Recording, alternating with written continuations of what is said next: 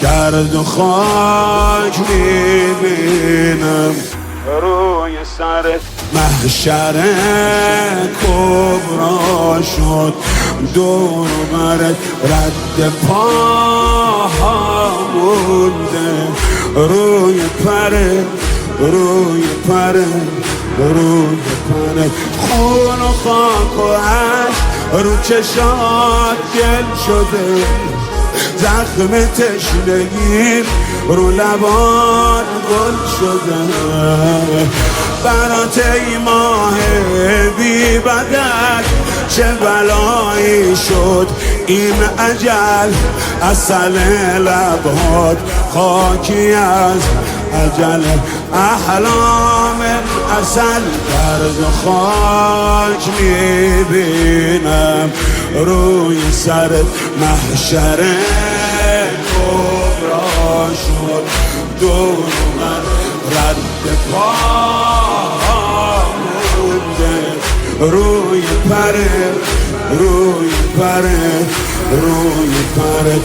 ساعتی پیش بودیم تو حرم و رو عبا آوردیم، اکبرم و دیدی حال زاره، خواهرم و دخترم و دخترم و انقدر بلا به سرت اومده که به سر زنون پدرت اومده.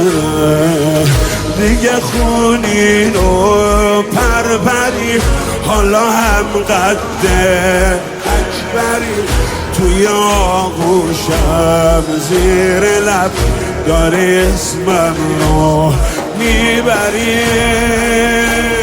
خون و خاک و عشق رو چشات گل شده، زخم تشنگی نبات گل شده.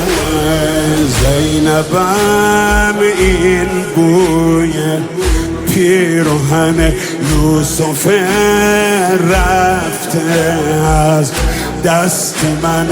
زینبم میبینی این حسنه، این حسنه، این حسنه. بی رمق صدا میزنه یا حسن، این امانت حسنه یا حسن. رو زمین انداخت دشمنش، روی جسمش تاخت دشمنش. به خداوندی خدا که به تیغش باخت دشمنش. یا حسن تو شوره باورمی، یا کریم امیده آخرمی، یا غریب یا مظلوم، بی حرمی، بی حرمی، بی حرمی. مثل کربلا حرم و مرقده باز بنا میشه زری و گنبده. یه روزی تو صحن و سرا کنار اون گل دسته هات هممون سینه میزنیم برای آقا